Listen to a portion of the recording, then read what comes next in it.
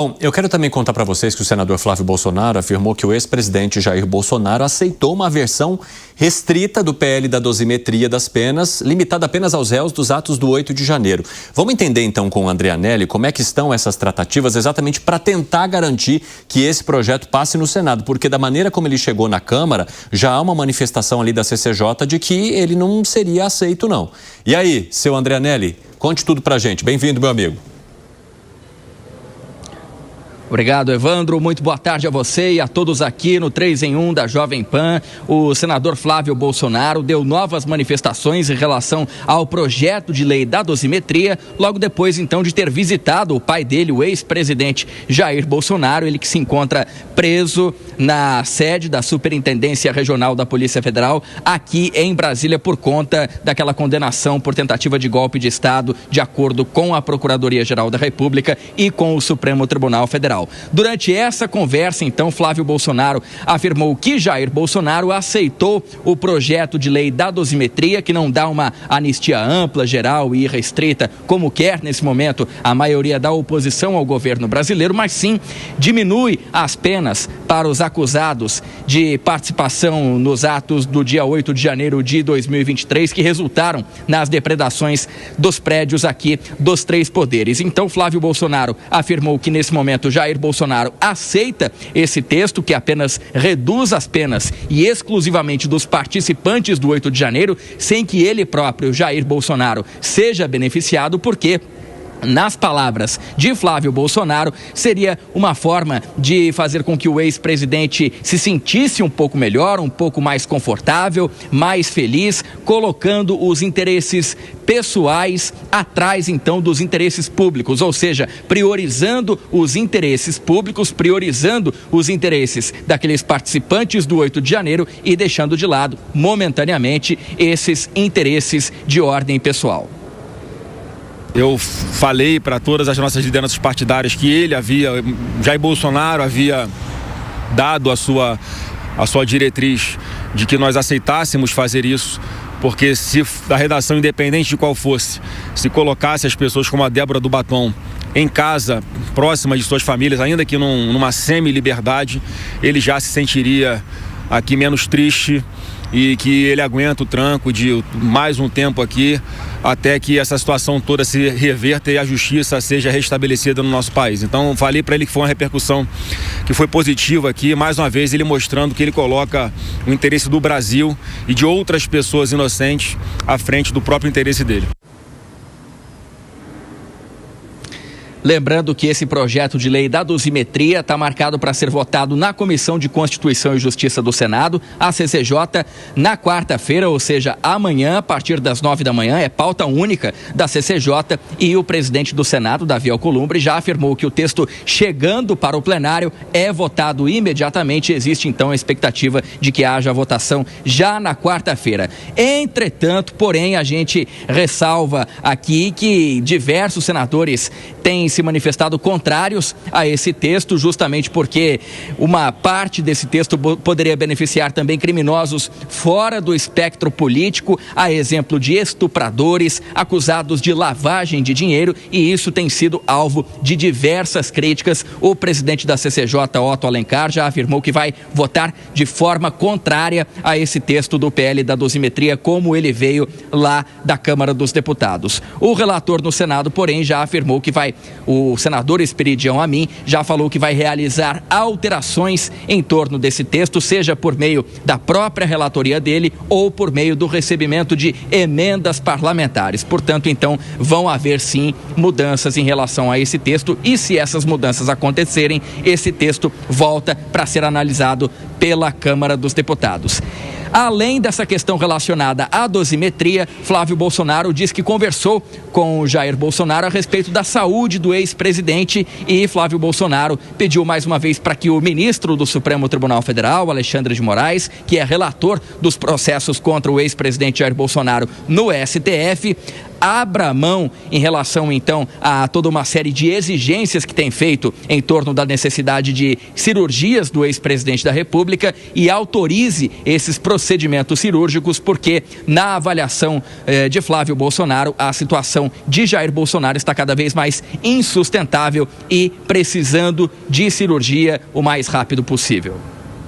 O médico havia pedido a cirurgia, né, e por incrível que pareça, há uma desconfiança até de médicos, né, com um juiz desconfiar da palavra de um médico, nunca vi isso na vida. Pede uma perícia para ser confirmado, vem aqui uma pessoa para fazer um exame de imagem e ao fazer o exame de imagem ele acaba descobrindo que tem, além desta na perna direita, tem uma também na perna esquerda. Então peço aqui mais uma vez que volte o bom senso ao relator desse processo para que não fique transparecendo que parece que quer matar o Bolsonaro aqui onde ele está. É um risco de saúde real, grave, e eu peço muito que ele pare de usar essa jurisprudência clesão.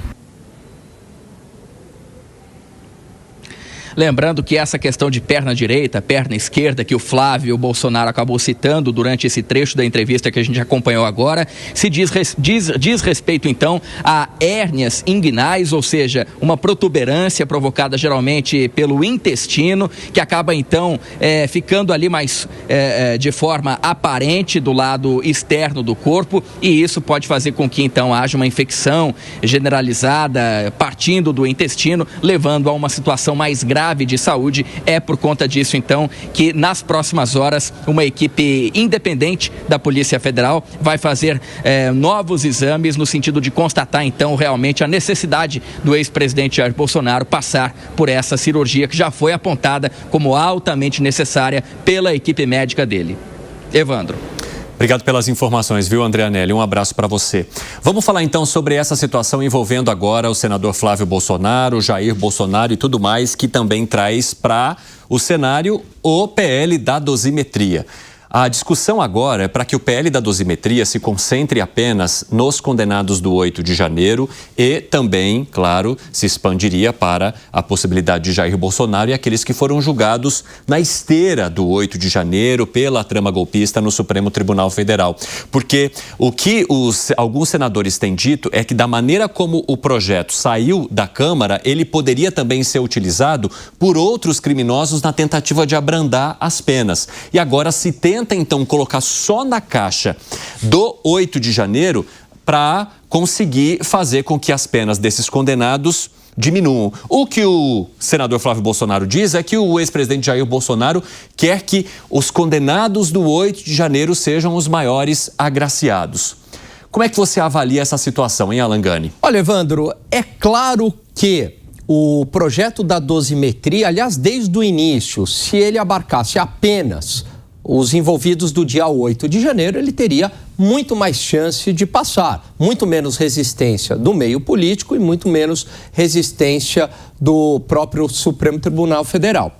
Agora, eu acho, mas muito improvável que o avanço do PL da dosimetria na Câmara dos Deputados, da maneira que ocorreu, de uma maneira repentina, inclusive com uma mudança de opinião em relação à dosimetria por parte da oposição, porque antes a oposição dizia o seguinte: olha, a gente não quer dosimetria, a gente quer anistia ampla, geral e restrita. E agora entendem que a dosimetria seria uma boa. Então, dada esta costura, Evandro, eu acho muito, mas muito improvável que o PL da dosimetria fique apenas para os condenados do dia 8 de janeiro. Provavelmente beneficiará, sim, Jair Bolsonaro. Ô Fábio Piperno, você entende que dessa maneira a chance do PL da dosimetria avançar é maior, mesmo com algumas desconfianças ali da Comissão de Constituição e Justiça em torno dessa proposta? Não muda nada. Magnânimo, né? O presidente Bolsonaro, puxa vida, né? Veja, não muda nada porque ele, a essa altura, ele influencia muito pouco as votações do Congresso, especialmente as do Senado. É preciso que se entenda o seguinte, né? No começo de todo esse imbróglio, de todas essas discussões, o bolsonarismo não queria nada que não fosse além dessa anistia ampla, geral e restrita. Perdeu. Aí, o bolsonarismo, naquele momento, ele contava, por exemplo, com o apoio amplo, geral e restrito do presidente Trump. E a Lei Magnitsky, esses mecanismos todos. Perdeu. Aí, para reduzir um pouco as expectativas e tal, vamos tentar, então, a dosimetria. Vamos apoiar a dosimetria. Está perdendo. Então, voltar agora a essa tentativa de negociar algum tipo de anistia para os bagrinhos lá do 8 de janeiro, veja, contempla apenas a ideia original lá do começo do ano, quando surgiu essa discussão. Não, veja, quando houve a eleição para a Câmara dos Deputados, esse foi um dos temas. Inclusive, alguns parlamentares chegaram até a lançar uma candidatura rebelde, né? Naquele momento até o deputado Marcelo Van Hatten encampou isso aí, defendendo anistia lá para aquela turma. E houve gente do Centrão que falou conosco aqui, dizendo, olha, se o projeto for restrito àquelas pessoas, ele tem chance de passar. Se abrir, não passa. Ô, Piperno, mas é verdade, eu concordo contigo que ele não influencia mais em decisões do Congresso diretamente, mas ele influencia indiretamente pelo tabuleiro político eleitoral do ano que vem. Porque, veja, a partir do momento que ele lança Flávio Bolsonaro como o seu candidato, coincidência ou não, e o que foi ventilado na imprensa, é que avançou rapidamente o PL da dosimetria. Supostamente, um acordão para a retirada da candidatura de Flávio Bolsonaro e daí o apoio, sim, à candidatura do Tarcísio de Freitas. Ou seja, ele acabou fazendo preço, ele elevou o preço nessa negociação. Então, ele não influencia o avanço do PL da dosimetria diretamente, mas indiretamente pelo cenário eleitoral, sabendo que o candidato preferido do Centrão é Tarcísio de Freitas, ele acaba influenciando sim com o apoio e a eventual retirada de Flávio Bolsonaro do jogo. Agora, no Senado isso tem impacto zero. Porque é lá onde se vai resolver o jogo, porque inclusive eles já estão falando, né? Até mesmo Esperidião Amin acenando com muitas mudanças no projeto que a Câmara enviou. Agora, é aquela coisa, o senador Flávio no primeiro momento falou em preço, sim, é verdade, você tem razão, e falou em preço, só faltou dizer, olha, eu custo tanto. Agora, tem um detalhe. Hoje, acaba de sair, por exemplo, uma pesquisa Quest, e isso é uma péssima notícia. Ela traz uma péssima notícia para o Centrão. Porque no cenário em que são colocados juntos Flávio e Tarcísio, Flávio tem mais ou menos o dobro do que tem o governador Tarcísio. Então, veja, eu diria para você que a chance também do Centrão ter um pouco de margem de negociação junto ao bolsonarismo não só fica menor, como saber se o Centrão ainda está disposto a esse jogo. E, Bruno Musa, como é que você entende a maneira como o Flávio Bolsonaro tem se colocado agora também como um porta-voz e que, inclusive, pode fazer com que o nome dele melhore bastante nas pesquisas que já saíram e que agora vão começar a se intensificar? Veja, Evandro, desde a semana passada eu venho mencionando, pelo menos essa é a minha opinião, que o jogo está completamente em aberto e que na política nada nos surpreende. É uma forma que eu acho de encontrar que você se decepciona menos com tudo, né? Com promessas de político, com ações, seja ela qual for, e de qualquer lado. Ou seja, o que eu quero dizer é que o jogo, para mim, ele está completamente aberto e eu não cravo em nenhum momento que a candidatura do Flávio Bolsonaro não vai vingar, ou que vingará e poderá crescer, ou que ele simplesmente fará algum tipo de aliança para que algum outro, seja o Tarcísio ou qualquer outro candidato, possa vir a ocorrer. Me parece que há 15 dias atrás, se nós falássemos aqui, e eu era um deles, me parecia a obviedade maior era, ok, o candidato será o Tarcísio e até o momento ele não se prontificou, porque ele não precisa ainda se prontificar, para que queimar cartucho no meio de tudo isso. A pesquisa que saiu da Quest hoje, quem nos acompanha aqui sabe que eu sou bastante crítico às pesquisas, não por questionar resultados, mas Você precisa saber como é feita a pergunta, quais são as opções, qual a ordem das opções, a entonação que você pergunta, porque grande parte das pessoas atribui uma resposta a um nome, a forma como ele é colocado, a pergunta como ela é feita, e eu não estou falando que aqui tem viés do lado A ou do lado B, mas isso muda por completo o resultado, então eu tenho minhas ressalvas com toda e qualquer pesquisa, mas de qualquer maneira ela determina uma tendência. E essa tendência, me parece, com o que saiu hoje da Quest, que ela mostra o que vem sendo mostrado no geral. A rejeição do Lula bate ali nos 50%, fica ali, o que é muito difícil pensar numa reeleição nesse nível. A rejeição de Flávio Bolsonaro ainda ela é bastante alta, mais do que do Tarcísio, mas os números também mostram algumas coisas interessantes. Em uma parte das pesquisas, o Flávio Bolsonaro sai, inclusive, na frente no primeiro turno, com mais votos, mais intenção de votos do que o próprio Tarcísio. Então eu acho que o jogo, de novo, por completo, ele está em aberto. Esse posicionamento, logo depois para pautar a PL da dosimetria, que a gente voltou a comentar aqui sobre ela, foi logo depois do anúncio da pré-candidatura do Flávio. O que uma coisa é bastante óbvia e aí vale para todo mundo, hein? Me parece que a centro-direita, ela queria e quer, porque é importante, os votos do Bolsonaro, mas não quer se posicionar como defensora ou estar ao lado do Bolsonaro, à exceção de Tarcísio. Ou seja, eu quero teus votos, mas eu não declaro o apoio a você. E aí a pré-candidatura do Flávio mostrou. Isso aqui tem um preço. E naturalmente tem um preço. Só que e se a candidatura dele de fato começa a andar colocando um vice? Não sei, vamos elocubrar aqui um Ratinho Júnior como vice, porque me pareceu interessante ontem o Ratinho pai dando voz ao Flávio Bolsonaro, que poderia ou pode vir a ser um oponente do seu próprio filho nessa corrida. Então eu acho que o jogo está muito em aberto, a gente pode debater aqui, mas cravar alguma coisa que vai acontecer ou que não vai vingar, eu prefiro ser muito mais cuidadoso com isso. Fala, Zé Maria Trindade. Nesse momento existe um embate ali muito forte de bastidores entre o grupo chamado Centrão e o pessoal que é primeira linha ali do ex-presidente Jair Bolsonaro. É um espólio muito grande do ex-presidente Jair Bolsonaro, que está preso e impedido, né, de levar em frente essa proposta, essa ideia, essa liderança, e aí assume o filho dele, o Flávio Bolsonaro.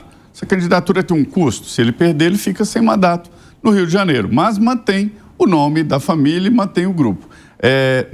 Não é surpresa, eu ouvi de alguns candidatos, inclusive o Zema, olha, é claro que seria alguém da família a preencher essa lacuna.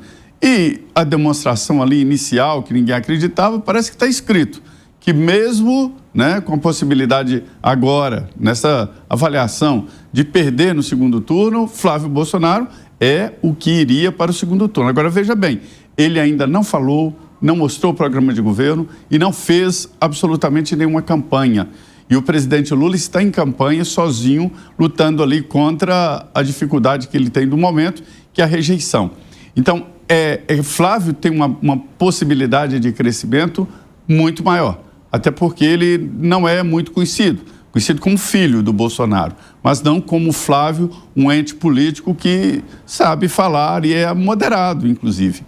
Aí eu até perguntei para alguns aliados do ex-presidente, mas afinal, quem é mais forte, o Bolsonaro ou o Centrão? A resposta é que é incrível. O Centrão é muito forte aqui no Congresso Nacional, nas alianças políticas, mas no povo, no chão da fábrica, para ir atrás de voto e de urna, é o grupo do ex-presidente Jair Bolsonaro. Ou seja, as possibilidades de Flávio Bolsonaro solidificar a candidatura e continuar é uma possibilidade forte e isso pode realmente acontecer. Nessa mesma pesquisa mostra que o governo Lula está ali muito no empate, né? Metade gosta e metade não gosta. E tudo vai depender de gestões. Ele vai ter que apresentar resultados, porque é ele que está com a caneta nas mãos, é ele que está com o governo nas mãos. Então, eu acho que essa pesquisa é um divisor de águas, que pode confirmar Flávio Bolsonaro e mostrar ao Centrão que ele é forte aqui, nos bastidores. Mas na rua, voto, popularidade, não é bem assim. Sim, Zé Maria Trindade.